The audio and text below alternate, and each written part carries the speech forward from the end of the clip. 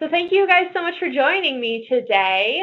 We're going to be talking about how to sort of leverage your application to get the most information out of it, the most data out of it, all of those sorts of pieces. So the main goal we often talk about with the application and kind of everything that you put on ZAPP is going to be creating kind of a trustworthy connection between you and your artist.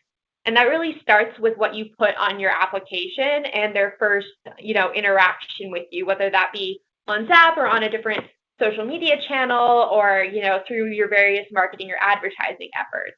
Obviously today we're going to be focusing more on what you put on ZAPP, as that is kind of a listing sort of situation.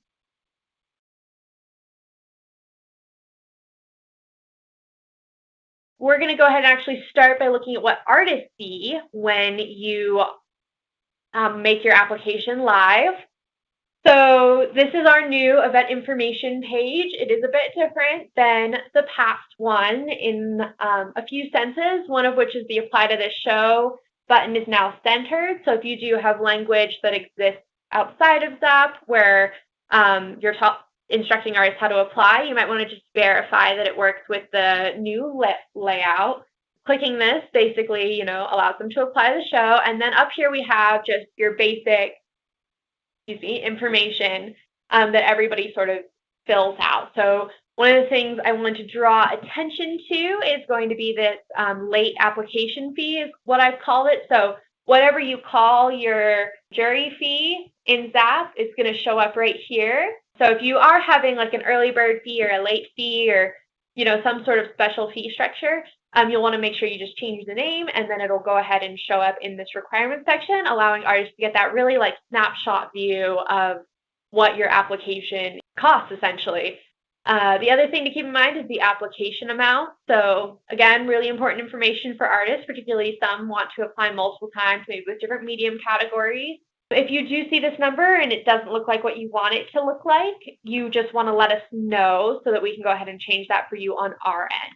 So when we're talking about sort of building artist trust and the relationship that you create with your artist, one of the things that comes up a lot is the application deadline. As we move forward with this industry, we're kind of looking at like a lot of application deadlines shifting, whether they become late applications or they just become extended deadlines or things like that. So artists can see up at the top where your application deadline is, so they may see it shift throughout time. So it's always good to have some sort of explanation for that shift somewhere along the line, just to keep everybody sort of informed so they feel like they know what's happening, not just that they are assuming that, oh, well, maybe not a lot of people are applying to this show or, oh, this or, oh, you want to make sure that you're just clear with, why is this application deadline? If the fee is changing, why is the fee changing?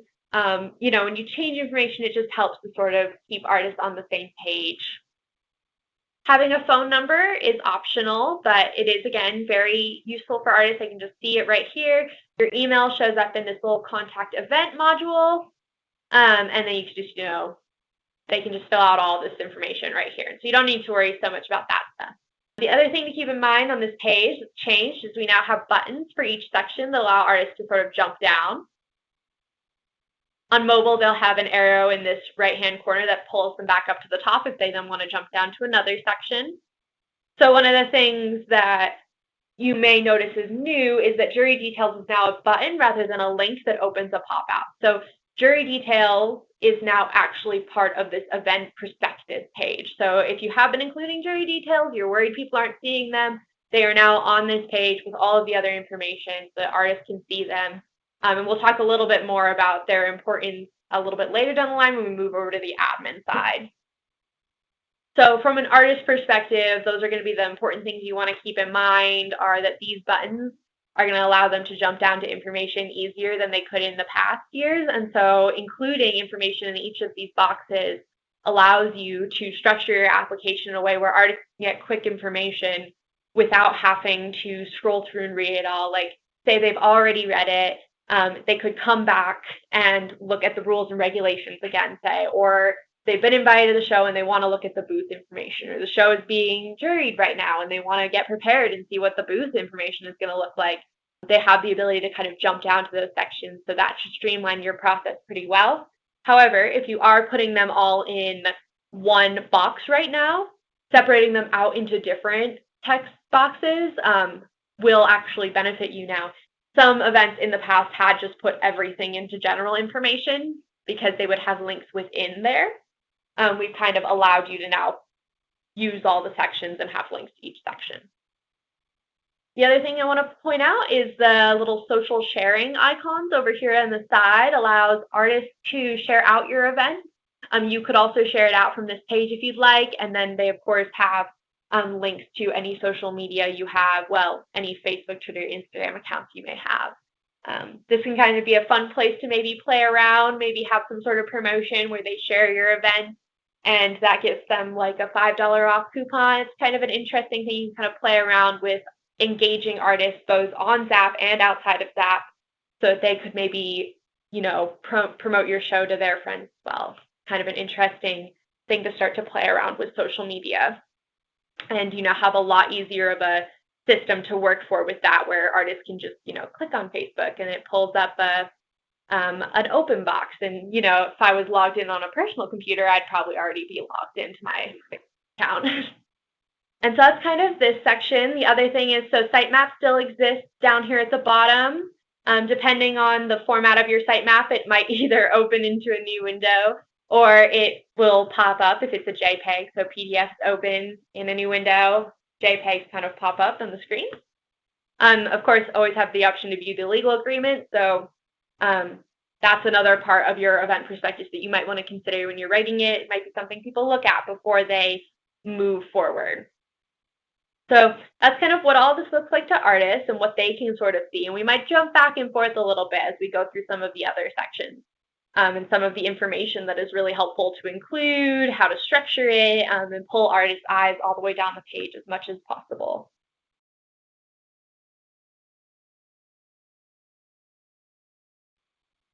So now moving into the actual event information section, of course, you have your logo. The main thing that's always important with the logo is that it meets some sort of size requirements. So it's a little bit less strict than it was, just because now the site is mobile, and now the apply to the show button can't be pushed off the page, which was something that could happen in the past. I definitely recommend previewing your application before you set it live, specifically for your logo, because a lot of people upload kind of smaller pixelated logos, and they don't need to be as small as they're making them. So including a, you know, slightly larger, more high quality logo is definitely an option, and it definitely gives your event a little bit more of that sort of professional, you know, the drill, kind of like nice look to it. You know, you've got a logo. That's kind of an essential part of this. Of course, you've got all your basic information here. We always recommend filling all this out. Again, it just gives artists more places to connect with you. So even if that means you know, you have an email that's just artists, I'm sure you probably do, or you have some sort of system for that, including that event email, including that event phone number, can be just kind of like that extra thing, helps them get in touch with you. Because every once in a while, you know, artists reach out to us and then we have to redirect them back to you, and they really want a phone number, but we don't give out phone numbers if they aren't displayed here. So there's something to keep in mind, that like facilitating that communication is kind of essential to building that bond and relationship with artists that will hopefully get them to apply to your show and then come back year after year. Same thing with all these URLs, mostly social ones. If you have socials, definitely recommend either getting on them if you don't have one, or sort of creating some, because that allows artists to have that place to connect with you outside of ZAPP, outside of your website, all of those things. Mailing address, all of these are pretty straightforward. Most events fill these out. No problems there. All of this, again, is information that is, most of it's displayed. So application deadline is displayed. Accept applications is displayed on the events calendar, actually. It's not displayed on your event information quite yet, but it will be. And then event start and event end date. So, of course, the very last thing you ever want to do is go live with the wrong event start and end date. because that creates a lot of possible issues with artists. And typically, if you do need to change your event start and end dates, that creates a bit more work in terms of communicating that with artists, offering refunds possibly, and all of that sort of information. So good thing to double check before going live. You really don't want to be in that position where you have to reach out to artists and say, hey, wrote the event deadline dates on ZAPP wrong. So are you okay with these dates, et cetera, et cetera. Event summary is kind of your like promotional area. It's the first thing that artists will read. It's also what's pulled for our weekly Wednesday e-blast. So information to include in here is going to be things like sales information, number of people going through your event, demographic information, statistical information, maybe some past quotes from past artists, to just show that your event is that, really good opportunity that it is. It's common that we see administrators pull in information that they would typically use to promote their event to the public. And it's just important to remember that artists are not the public in this sense. They are people that you want to sort of apply and invest in your event so that then, they can make money in return by selling their art. So this is really more about what is in this for artists. Do you have like a really good artist program? Do you have something like that? There is a character limit, but including just some basic information that's a little bit more about what are your awards, what are your sales, what do you have there is really useful. The other thing to think about is that if you are extending your deadline and say you're jurying everything but jewelry, including that you're no longer jurying jewelry, and jewelry is no longer a part of, jewelry is full and you don't need any more jewelers. Including that in here, again, helps build that sort of reputable, the event's being honest with me type of connection that you're really trying to build. Then general information, coming through here, everybody kind of fills this out pretty similarly, but you want to always keep your important dates. Submission information, if you have a really specific system. I know some administrators want to make sure that artwork meets different standards than necessarily ZAPP requires. So maybe you want like more high quality images, including them in here is very helpful. If you allow some sort of early bird fee, early bird coupon, you might include that up in the like application period so that artists can use it up until a certain day. All this information is really good to include in here and just kind of make it useful for them as much as possible. Of course, if you have any non-refundable products, marking them as non-refundable within your event prospectus will help prevent any confusion down the road for artists who possibly think they should get a refund or they feel like they want a refund for the application fee because they didn't get into the jury. Making sure that all of that is marked as non-refundable helps us in the future if you do run into that. And one of the fun things you can put in your general information are frequently asked questions. If you get something again and again, you can definitely go in and put it in here. And this is another thing that we kind of like to mention is that really everything but your legal agreement can be edited after you've gone live. So if you're getting the same question, like how to upload images, for example, over and over again, while we tend to handle answering those, and you're welcome to forward them to us, you could also just link to our how to upload images guide, or you could link to the ZAPP support email address, which is contactzap@weststaff.org. And I can spell that out at the end if you'd like. You can include all of that here so that hopefully as artists are going through this, they can kind of use your event prospectus to sort of problem solve on their own, and they don't necessarily have to reach out to you and you don't have to redirect them to us, or they reach out to us and we redirect them to you. So if you're getting a lot of the same questions, definitely worth considering a frequently asked questions section. If you have any show-specific policies, that's really good to put in here.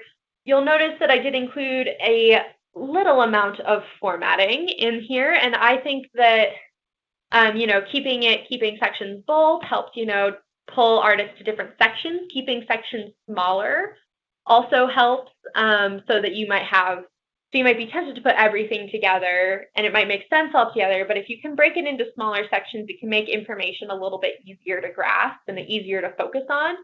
So having the application costs separate from submitting an application in the sense that this one that both are bolded and this is all caps can kind of help pull the eye down to where that is. So you can definitely do some things with formatting. We do know that the CK editor, which is what this is not super advanced, but you can do some basic formatting. You can do bold, you can do different colors, you can work on underlines, all that sort of stuff over there. If you do have a basic understanding of coding, or if you want to learn some, there are things you can do to put tables in here and put images in here, and those are options. And if anybody is curious, I can also direct you to a few event prospectuses on ZAPP who have done something like that, and you could kind of mimic them or reach out to them, see if they have any recommendations for how to do what they've done. If you're interested, I can definitely put that together. Then I just kind of have like this jury section. Any awards are really useful. You really want to include things that are polls for the artist, because this is kind of a complicated section, right? Because part of it is all of the information you want to make sure an artist knows before they move forward, and the other part of it is encouraging artists to apply. So kind of mixing that information with the why should you apply is really a good thing to sort of do in this section. The other thing that this comes off of an artist survey people really like is something like a communication timeline. So having some sort of notification, jury notification date, waitlist number notifications, legal agreements, stuff like that. All of that is really useful if you are planning on having multiple deadlines and you know that, rather than just do them as they come. It's always really good to just put them in here so that then artists know, if I apply by this time, it's cheaper than if I apply later. We really like the communication timelines, just because it is something we're seeing more and more of artists really requesting to have more consistent communication with events. And again, just having that transparency out there as to when you're notifying different artists can be really, really useful for them. It helps them plan. It helps them, trust you. So that way they know, like, oh, I'm going to receive something at this date. I don't need to reach out unless I have like a separate question. And then they don't feel like they need to worry about that. And that they know, that everybody knows when stuff like particularly jury results notification is coming.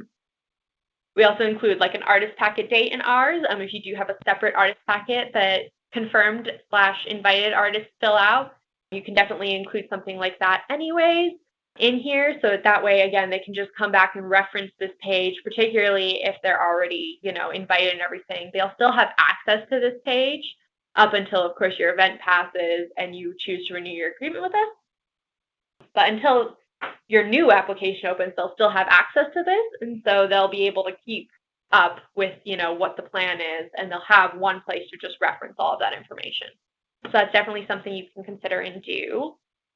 Booth information is another kind of one of those sections where it kind of deals with the dichotomy of what is informational and what is more like promotional. So a lot of this is informational, but definitely if you have any perks with some of your booths, throwing them in here can be really fun and useful. Particularly if you have something like purchase a booth by this date, it's this amount, or if you qualify in some way, you could get a booth at a discount price or something like that. Also really good, just have a cancellation policy on here and a refund policy, so that and they can be one and the same thing. Some events are, some events aren't. But having those sets you up for success later. Even if you feel like artists might not read it, it definitely helps to be able to go back and point and say, hey, this was on the event information page, this was on our perspective. Tear down and set up information is another thing that artists on the survey we had last year did want, as well as security. They just want to know a bit more about that. And it kind of comes back to our never-ending push here for transparency as much as possible. Like, it's definitely not possible in every circumstance, but the more you feel comfortable giving, the more you might be able to tailor your application to your event, and the more you might sort of build that trust with artists as you go. And one other thing that's kind of interesting, because now we're kind of at the bottom of the main event perspective, is I recently had an event reach out to me that said they always have they always send out a survey at the end of their festival season to their artists that sort of asks how they felt about the event application. So if you're not doing that, it could definitely be something that you consider implementing to sort of figure out, what in here is working and what in here is not working for the artists that I'm trying to attract. Because with so many events on ZAPP, we actually do see, while you might all have the same target audience of artists, there are a lot of different types of artists, and a lot of different artists might want different things from their application. And so doing a survey to kind of figure out, what's your actual audience thinking, particularly about this, might help you tailor it to your specific audience, and then hopefully gain more applicants in the target audience type that you actually want.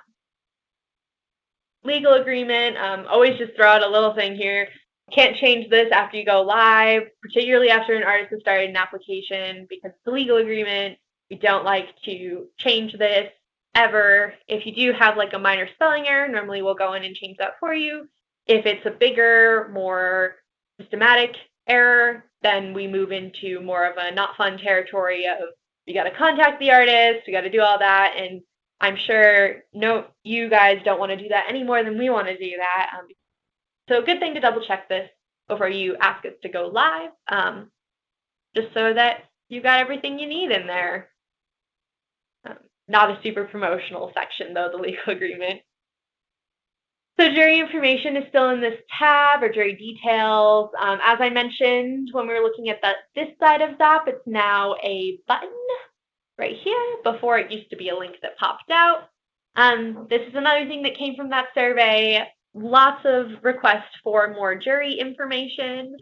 The button will go away if you don't fill it out, but I also want to just throw out here that none of this is required. So if you only wanted to answer one question, that would still be pretty good. You can also, of course, include it in your general information. I also included a section in my general information that was just about jury if you want to really customize it formatting-wise to what you want people to know. But keep in mind that you won't have the ability to then use that button to allow artists to jump down to it. So all of this information, any you can give, artists find really helpful, whether or not the jury is open, whether or not, how many people are selected versus how many applications do you get. If you just get a lot of questions about your jury and you want to see if this helps, you can definitely do that. And then, of course, like if you still got a lot of questions and you have this filled out, you could just kind of link back to it. And that would just kind of get people thinking about, okay, so this is like a kind of home base for information. So even if people aren't super using it right at the beginning, it might be something that artists consider using as they move forward and as they submit their application and wonder about the jury process. They can come back and double check it here.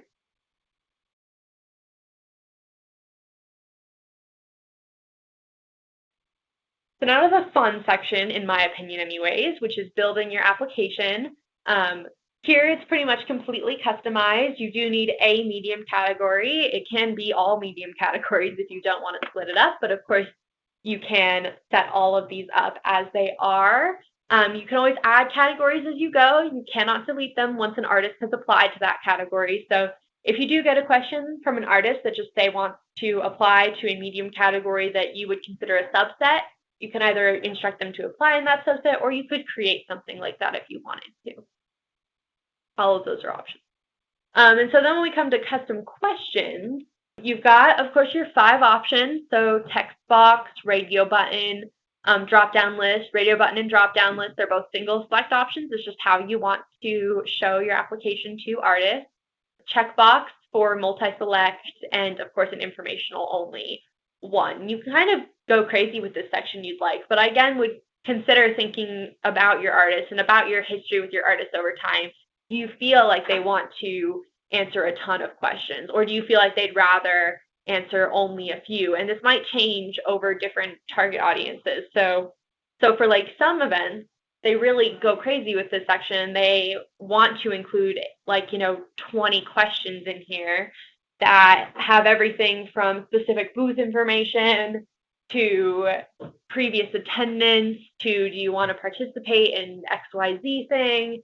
And it kind of goes all through that part. And some events that would rather just keep this section super application specific and then follow up with more booth questions and things at a later date. If you do have a artist account, you can go ahead and log in once your application is live and find your event, click apply, and then you can go ahead and see everything that's ABC. Again, the section is still editable after that. So what it looks like on my side is you're going to see this would be the text box option, this would be the single select, drop down, checkbox. So taking a look at this is definitely helpful to see kind of what artists are seeing. Does it feel overwhelming? Does it feel really nice? Like, do you feel like everything in there is asking the information you want?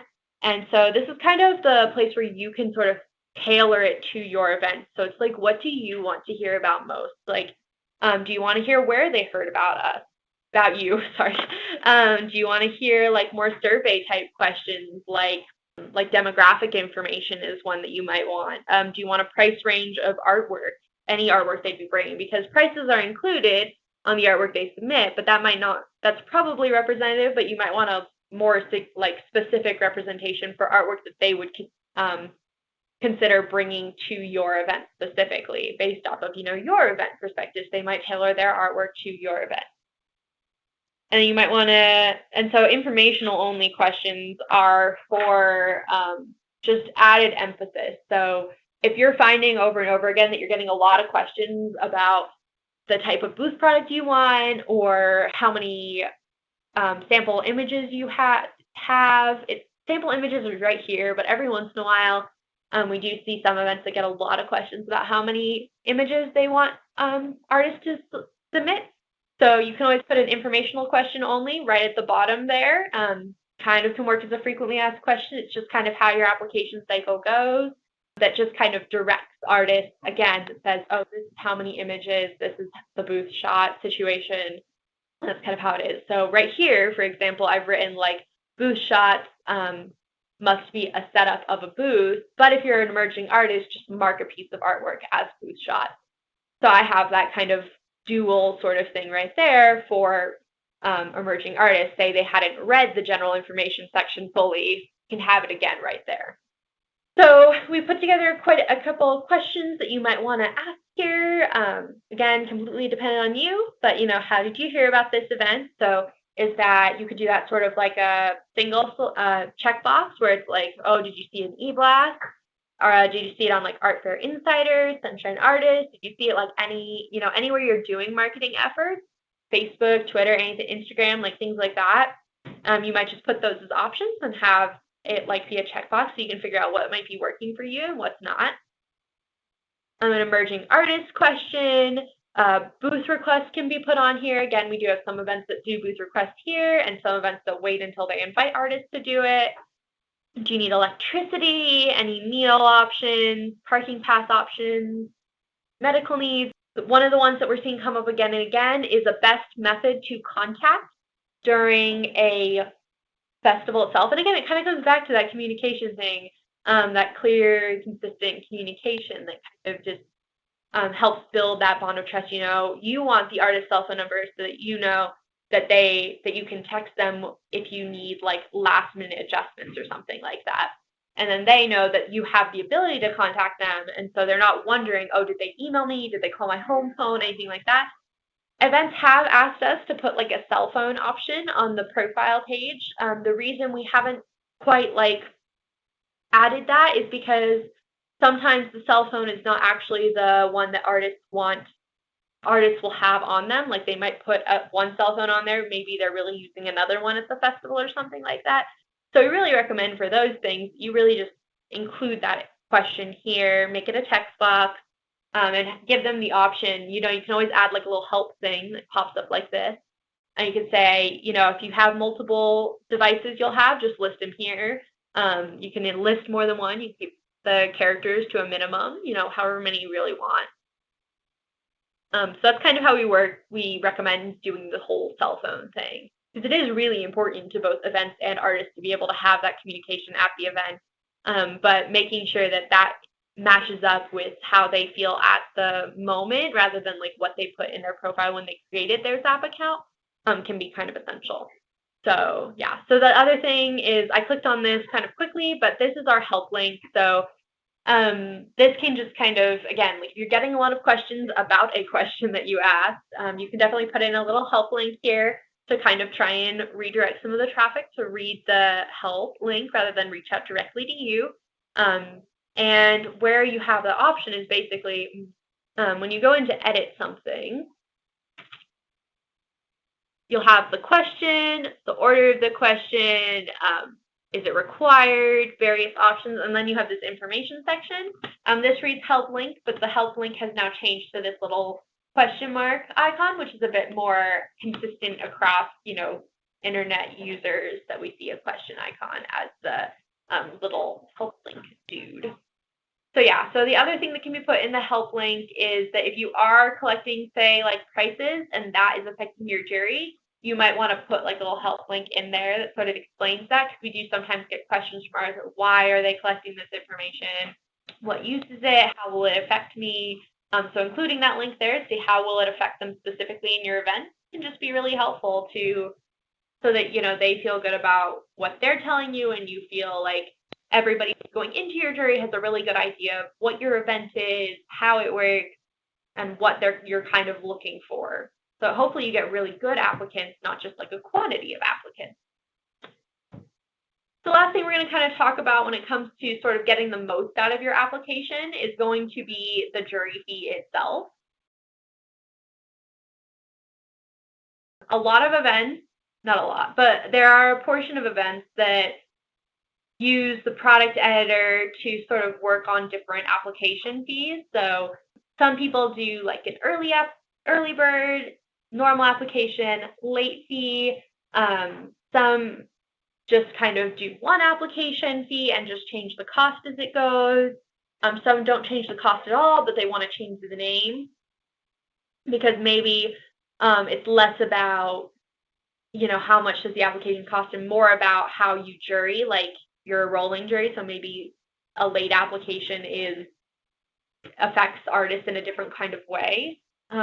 So the number one thing here is that you don't make another product. It's always just the one jury fee product. It's the only product that allows applicants to actually submit their application.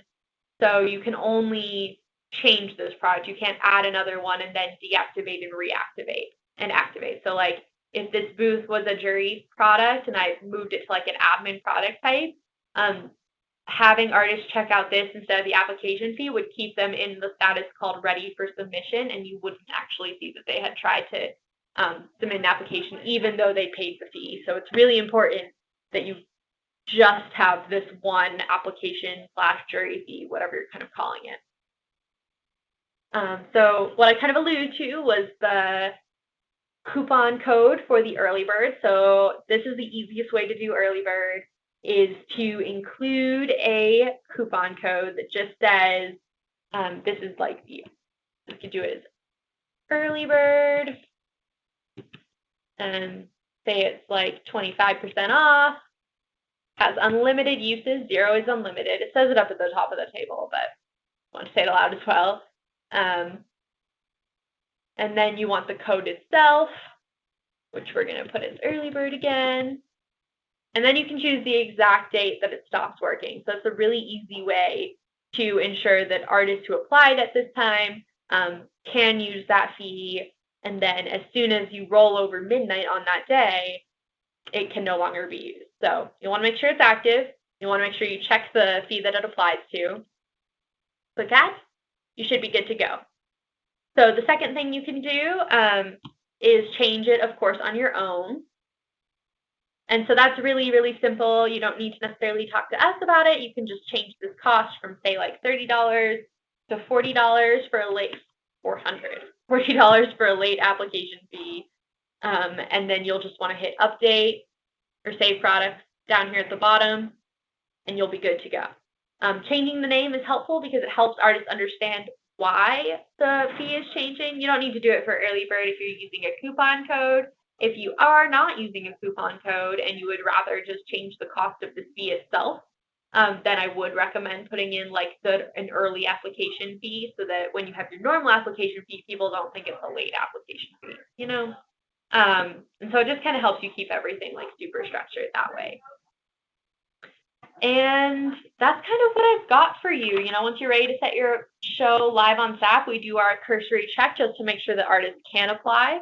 If we do see anything weird in your product editor, we will point it out, particularly if you have multiple application fees or jury fees. But other than that, there shouldn't be too much else that we'll need to do there. We just, like to make sure that it's possible for artists to apply. And that's kind of what our cursory check is. It's not as much for specific information as much as it is for basic information that just ensures that your application works.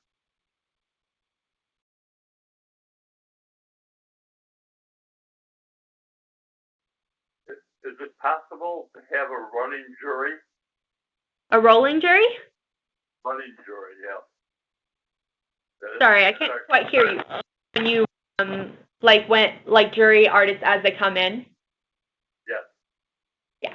Okay, yes, I can actually go through that. So rolling jury is a little bit more complicated than a monitor jury, but it is possible. So a rolling jury, just like any other jury, is going to work with receive. So what I'm going to go ahead and do is I'm going to move everybody back there.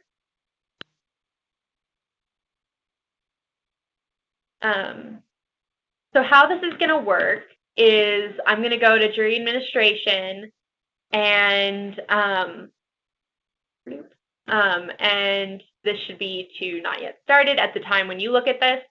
This will probably be similar to what it looks like when you join, you sort of come to your jury administration page. And so what you're going to want to do as an admin is you're going to want to set your jury to in progress, but you're not going to want to change your hide current artist status. So in order for artists to check out application fees and therefore still be able to submit an application to your show while you're jurying, this status is going to need to be set to no.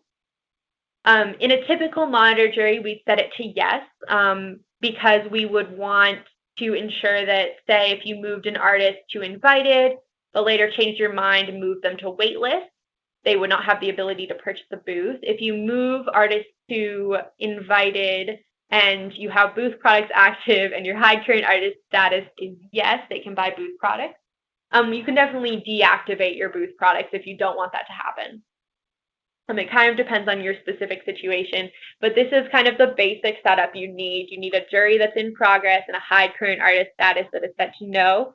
You'd also probably want to make it clear on your application that they're going to see their status as jury as in progress rather than received, reviewed, anything like that, because that's kind of how the jury works, but it is possible to do it this way. The other kind of way to do a rolling jury, it depends on how you do it, but say some events do it where it's just, every weekend for their application cycle, or it's every second weekend for their application cycle. And so if you're doing something like that, you can just kind of move your jury into progress, hide current artist status is set to yes, save your jury settings, and then you can jury all of the artists. It prevents artists from applying while you are jurying, but, come Sunday night or whatever, you would change these back to no and not yet started, and that would allow artists to then apply as normal.